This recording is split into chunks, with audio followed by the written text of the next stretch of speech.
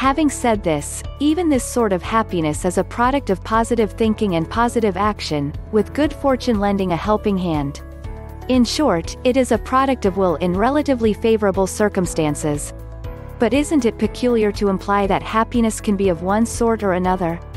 Are there not simply happiness and unhappiness? I think not. The sort of happiness that the sage talks about is compatible with misfortune. It is preeminently a doing from within, while without, the only prerequisite for it is that the sage is alive and capable of thought. It is a feeling of serenity, a being at peace with his situation and his conscience, as a well-adjusted and fully committed servant of life, of humanity, of God as he sees them. However conscious he is of the subjectiveness, i.e., the individual limitations and hence the imperfection, of his view, he does live by it with utmost faithfulness, if also with a willingness to re-evaluate it critically when he catches himself out in a misstep. His wisdom is forever a work in progress, it is always laced with some form of foolishness, which leaves him open to ridicule. Humility and compassion, plus humor are therefore qualities that he cultivates. He mocks and forgives himself, and above all strives to improve. He shows no complacency, but an acceptance of his humanness that he is intent on bringing to the highest possible degree of truth and nobility. And this delicate blend of resignation and struggle alone, in any situation, favorable or not, is indeed the secret of his happiness, which admittedly is a dry manner of joy that fills the mind rather than the heart. It follows that this happiness leaves something to be desired, happiness in the fullest sense of the word, a state of fulfillment, when everything is going our way, in terms of results as well as efforts, which is a joy, ever so sweet, that fills both the mind and the heart. When the sage experiences this supreme happiness, he rightly feels blessed and knows how precarious it is. Furthermore, he accepts this precariousness or the fact that suffering and ultimately death loom ahead. Only battles are won in the war of life that will inevitably, despite every valiant effort to prevail, end in defeat.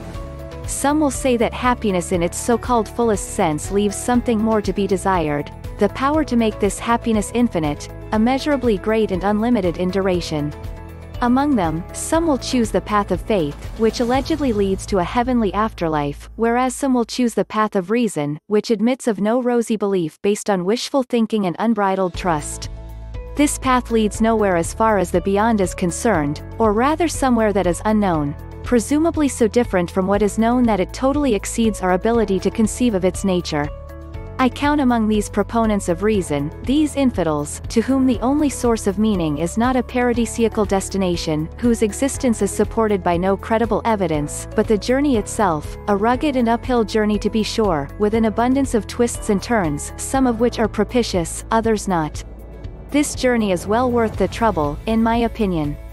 It is so independently of the above-mentioned destination, which people are free to pursue blindly or regard with skepticism and with a detachment to boot, in the best-case scenario.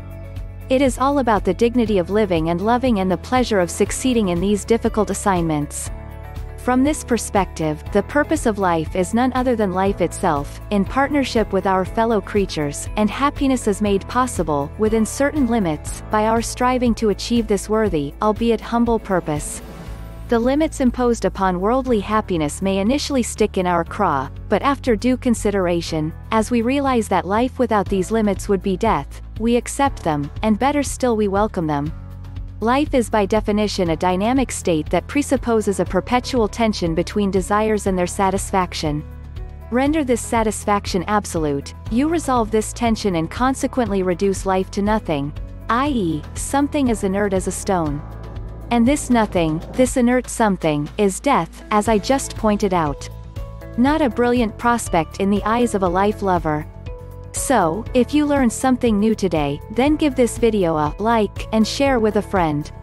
Don't forget to subscribe so you will be notified on the next helpful video.